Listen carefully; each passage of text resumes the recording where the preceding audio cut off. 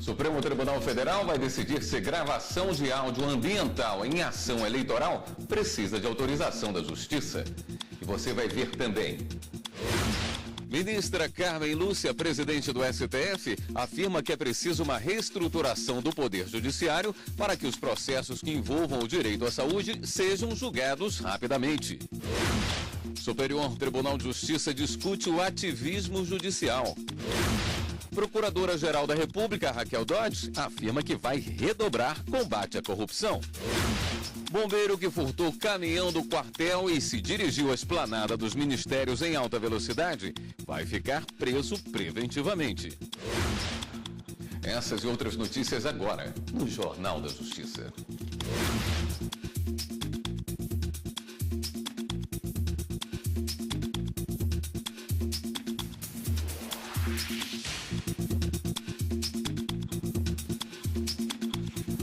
Boa noite. Para a ministra Carmen Lúcia, presidente do STF e do CNJ, as questões de saúde devem ser tratadas com urgência pelo Judiciário. O assunto foi debatido durante reunião do Comitê Executivo Nacional do Fórum da Saúde com a Associação da Indústria Farmacêutica de Pesquisa.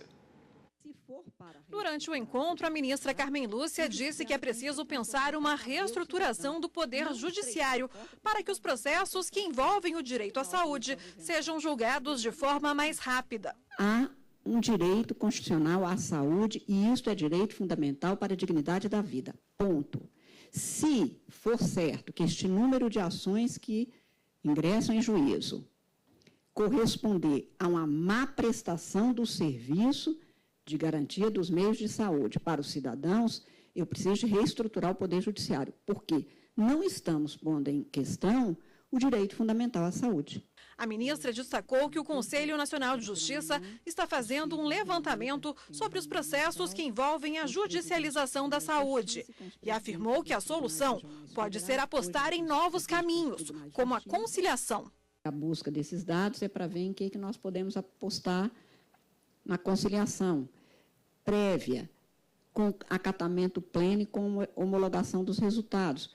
Talvez isso faça com que haja maior rapidez do que hoje vem sendo uma postergação da conclusão, tanto do processo, quanto, de uma forma especial, do atendimento a este direito.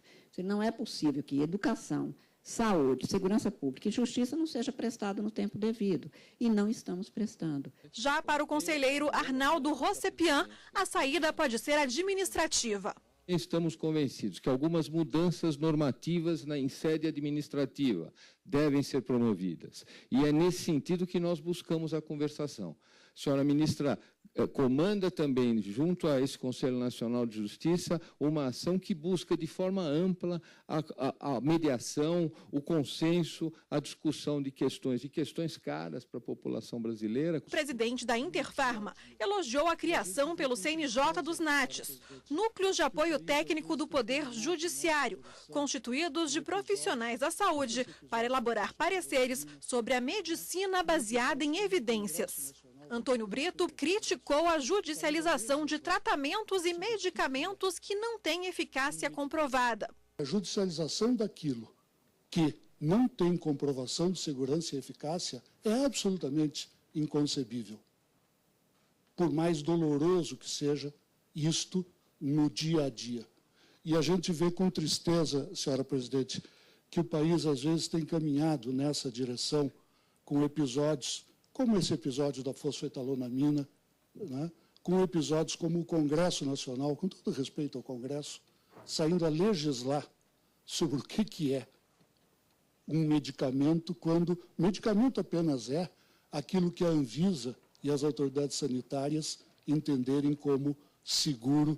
Em maio do ano passado, o plenário aqui do Supremo suspendeu a lei que autorizava pacientes com câncer a usar a fosfetanolamina, também conhecida como pílula do câncer, e manteve suspensas decisões judiciais que obrigavam o governo a fornecer a substância. O que nós estamos procurando aqui é sempre abrir mais esse debate sobre a questão da saúde, porque a dor é urgente. A dor estabelece uma urgência para quem a sofre e para quem se faz, de alguma forma, responsável pelo chamamento, quer como judiciário, quer como executivo.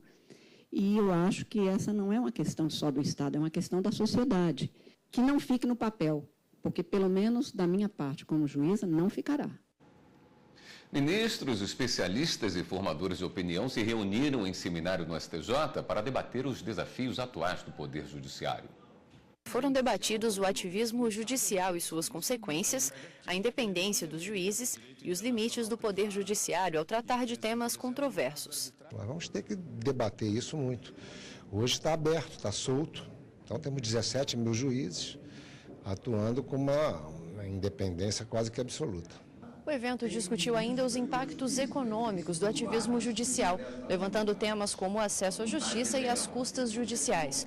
Os ministros destacaram que o momento é oportuno para que a sociedade debata sobre os caminhos do Poder Judiciário. O ministro Vilas Boas Cueva chamou a atenção para decisões judiciais que oneram as contas públicas para proteger o direito de um único cidadão, como no caso de fornecimento de medicamentos caros e tratamento de saúde. A gente percebe já um impacto enorme do ativismo judicial sobre as políticas públicas, por exemplo, na área de saúde. Os juízes têm decidido questões muito difíceis que acabam comprometendo a política pública de saúde, oneram excessivamente o orçamento, implicam um tratamento desigual dos cidadãos, né? Porque alguns passam a ter um tratamento ótimo e outros deixam de ter acesso a políticas públicas básicas. No encerramento do evento, foi destacada a importância de debates dos temas tratados para que a Justiça atue correspondendo às necessidades da sociedade. Um dos coordenadores do evento, o ministro Luiz Felipe Salomão, comemorou o resultado do seminário e os avanços que o Superior Tribunal de Justiça tem levado à prestação jurisdicional. Foi um evento também que contou com a participação de presidentes de tribunais, de diretores de escola de magistratura, de formadores de opinião, advogados, sociedade em geral, de modo que eu acredito que o STJ sai fortalecido desse evento. E pela manhã, a presidente do STJ, a ministra Laurita Vaz, e a presidente do STF, a ministra Carmen Lúcia, participaram da abertura do seminário. Na abertura do evento, a presidente do Superior Tribunal de Justiça, a ministra Laurita Vaz, falou sobre a importância do ativismo judicial no cenário no qual o Brasil se encontra.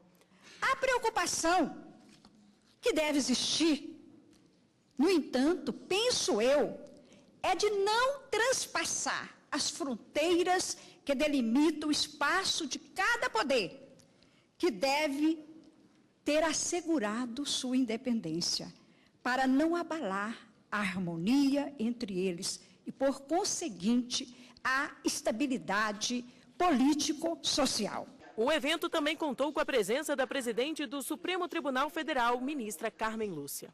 O que se discute num seminário como esse é exatamente quais os limites de atuação e em que a atividade judicial tem mesmo o papel de tornar viva cada vez mais a Constituição, as leis, e com isso dá-se isso que se chama de um ativismo judicial e não a passividade judicial. O presidente do Tribunal Superior Eleitoral, ministro Gilmar Mendes, juntamente com o jornalista Heraldo Pereira, conduziram o primeiro painel sobre os desafios atuais do ativismo judicial. O medo hoje do próprio Congresso em decidir, ou a certa timidez do Congresso Nacional, às vezes, em decidir determinados temas, acaba nos estimulando. Também a debilidade causada pelas acusações gerais, a preocupação que hoje, mesmo lideranças políticas importantes têm, acaba nos estimulando a tomar decisões. E, às vezes, tomando decisões erradas. O Supremo Tribunal Federal vai julgar a necessidade de autorização judicial para a validade de gravação ambiental em ação eleitoral. A repórter Fernanda Porto tem mais informações. Oi, Fernanda, boa noite. Boa noite, William. Boa noite a todos. O recurso foi apresentado pelo Ministério Público Eleitoral contra acórdão do Tribunal Superior Eleitoral, que entendeu que a gravação ambiental só é viável mediante autorização judicial. Já para o MPE, a gravação ambiental pode ser usada como meio de prova, independentemente de autorização judicial. O plenário virtual, por unanimidade, reconheceu a repercussão geral do tema, que agora irá ser julgado pelo colegiado do STF. O relator é o ministro Dias Toffoli, que considerou o debate da matéria de grande relevância jurídica, política e social, por estar relacionada ao direito à privacidade, ao sigilo das comunicações, bem como ao princípio da legalidade. William. Obrigado, Fernanda. Homem que tem doença grave consegue isenção de imposto de renda sobre rendimentos salariais. A 7ª turma aqui do Tribunal Regional Federal da Primeira Região decidiu restabelecer a isenção do imposto de renda de uma pessoa com câncer em estágio avançado. O relator, juiz federal convocado pelo tribunal, Clodomir Sebastião Reis, destacou que a isenção deve englobar todos os rendimentos salariais e não apenas o que ela recebe como aposentadoria. A decisão foi baseada em entendimento já consolidado do Superior Tribunal de Justiça de que o contribuinte tem direito à isenção do imposto de renda para reduzir os encargos financeiros relativos ao tratamento médico. O juiz plantonista Alessandro Marquiol Bezerra converteu em preventiva a prisão do sargento do Corpo de Bombeiros Fabrício Marcos de Araújo, que furtou o caminhão de um quartel no Distrito Federal e dirigiu em alta velocidade em direção ao Congresso Nacional. O juiz determinou a prisão durante a audiência de custódia. Segundo o magistrado, o bombeiro estava obstinado a atingir o objetivo e, por isso, não é possível estimar quantas vítimas ele poderia fazer. Após o delito, Fabrício Marcos de Araújo, de 44 anos, foi encaminhado ao quartel, onde recebeu voz de prisão pelos crimes de furto qualificado, desobediência, danos ao material da administração militar e tentativa de dano. Ele pode pegar até 20 anos de prisão. O segundo sargento do Corpo de Bombeiros do DF furtou uma viatura em Ceilândia na madrugada de domingo e foi interceptado a menos de 2 quilômetros do Congresso Nacional. As circunstâncias do caso ainda estão sendo investigadas. A Procuradora-Geral da República, Raquel Dodge, entrou com um pedido no Supremo Tribunal Federal para que o empresário Jacó Barata Filho volte à prisão. Ele foi preso novamente no mês passado e conseguiu habeas corpus no STF. Segundo a PGR, o empresário descumpriu medidas cautelares impostas pelo Poder Judiciário. Você vai ver no próximo bloco do Jornal da Justiça. Lei proíbe cobrança abusiva em inadimplentes. A gente volta em instantes.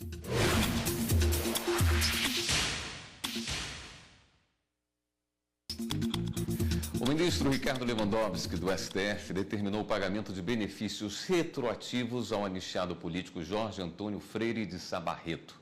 O ministro afirmou que o não pagamento da reparação econômica com efeitos retroativos viola o direito do anistiado. O STJ tinha negado o pedido após informações do Ministério do Planejamento sobre falta de verbas disponíveis no orçamento. O ministro Lewandowski verificou que o ministro do Planejamento determinou a realização do pagamento mensal, mas não do valor retroativo. Para o relator, não há prova inequívoca sobre a falta de recursos para a indenização de anistiados políticos. O ministro acrescentou que, mesmo que o recurso tenha acabado, há a possibilidade de remanejamento orçamentário para o pagamento da obrigação com o anistiado. O ministro Alexandre de Moraes, também do Supremo Tribunal Federal, participou agora à tarde do 4º colóquio sobre o Supremo Tribunal Federal. O ministro participou do painel Julgamentos Históricos e a Construção do Estado Constitucional de Direito, juntamente com os ministros aposentados Eros Grau e Carlos Veloso e com a professora da Fundação Getúlio Vargas em São Paulo, Heloísa Machado de Almeida. O colóquio é promovido anualmente pela Associação dos Advogados de São Paulo e pelo Instituto Vitor Nunes Leal. 61 milhões de pessoas estão endividadas no Brasil. É o que aponta a pesquisa mais recente da Serasa. Mesmo inadimplente, lei proíbe que o consumidor seja cobrado de forma abusiva. Controlar os gastos é o desafio de muita gente. É tanta coisa que a gente quer comprar no shopping, assim, um monte de novidade, é difícil manter a conta em dia. Para essas pessoas que sabem salário mínimo, que nem eu, é um desafio muito grande. O salário é pouco e as contas vêm muito caras. É um desafio diário, é como matar um leão por dia. É complicado. Atualmente, 61 milhões de brasileiros estão endividados, segundo o último levantamento da Serasa, empresa que analisa informações sobre crédito no país. O número chama atenção porque foi o maior registrado desde 2012. Outra pesquisa aponta que 34% dos consumidores declararam não ter controle do quanto ganham e gastam no mês. E 51% só buscam informações sobre educação financeira depois de estarem endividados. Negociar o pagamento de dívidas é importante porque, além de manter o nome sem restrição de crédito, também evita que a dívida aumente ainda mais. Outra consequência é a cobrança por meio de uma ação judicial e a negativação do nome pelo prazo médio de 5 anos. Este advogado explica que, mesmo depois de prescrita, a dívida não deixa de existir e pode ser cobrada pela empresa, desde que não seja de forma abusiva. Isso não pode ser um empecilho, ele também não pode ser coagido a pagar esse débito ou sofrer qualquer constrangimento. Entretanto, a empresa pode analisar que o consumidor ele não preenche os requisitos para a concessão daquele crédito, então para a contratação daquele serviço. Lembrando que o consumidor também pode efetuar o pagamento da dívida que já está prescrita. A empresa não pode efetuar cobranças, ainda que de meio indireto.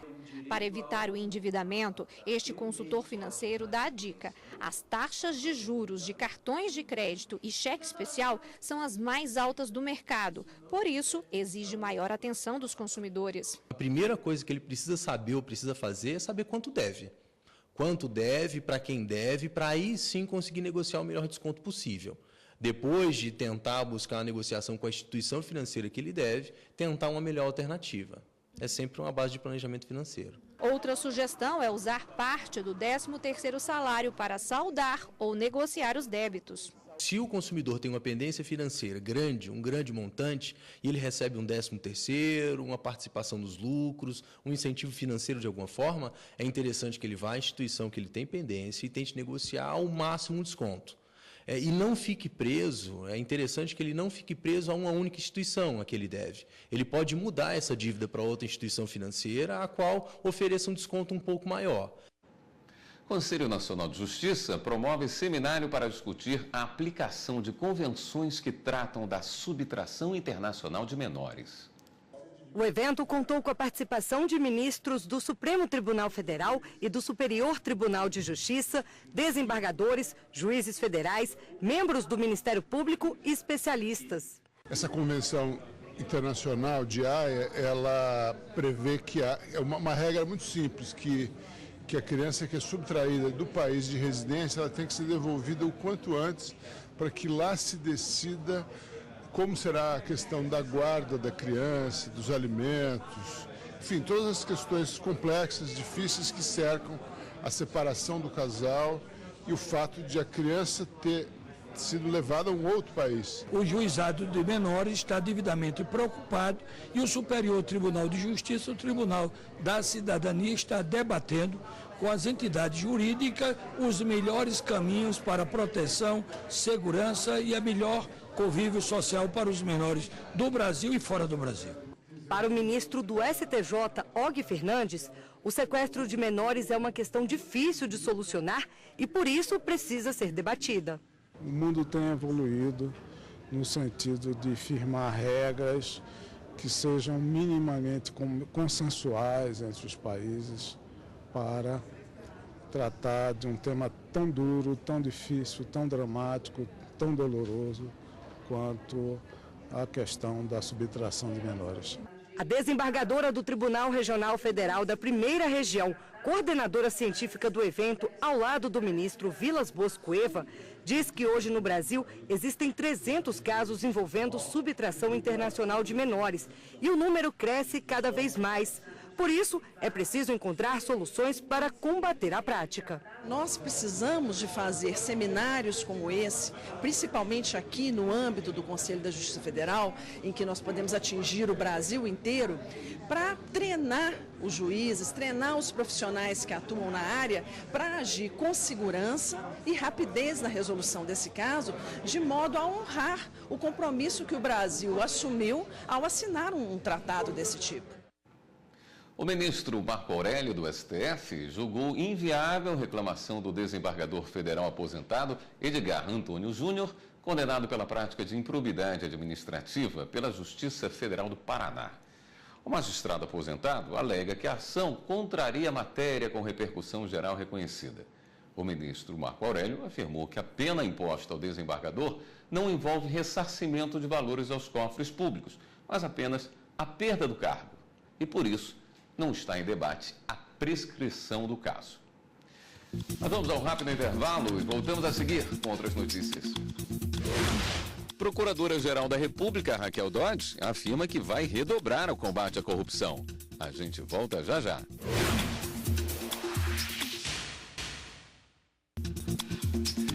Novos prefeitos são eleitos em Antônio Dias e Conceição do Rio Verde, em Minas Gerais, e Itacajá, no Tocantins.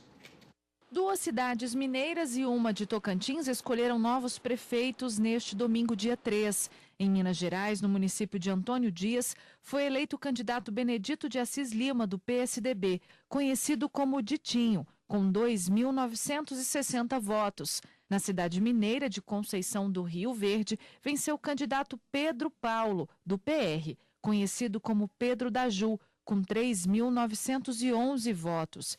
E em Tocantins, na cidade de Itacajá, o candidato eleito foi Cleoman Correia Costa, que alcançou 2.545 votos.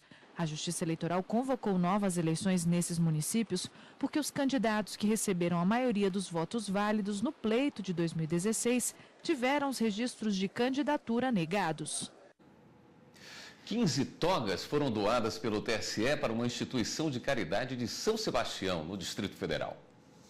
Vem cá, você sabe o que faz o ministro do Tribunal Superior Eleitoral? Não. Tudo bem, você ainda está muito nova para saber mesmo. Por enquanto, tudo o que você precisa saber é que o ministro Gilmar Mendes, presidente do Tribunal Superior Eleitoral, doou 15 togas antigas do TSE para a creche em que você faz uma das coisas que mais gosta, estudar durante a tarde. A creche, que ajuda 220 crianças com idades entre 6 e 14 anos, usou o tecido doado pelo TSE para fazer shorts e saias que vão ser usados como uniforme. Quando foi entregar as togas, o ministro Gilmar Mendes acompanhou uma apresentação de uma banda formada por alunos da creche.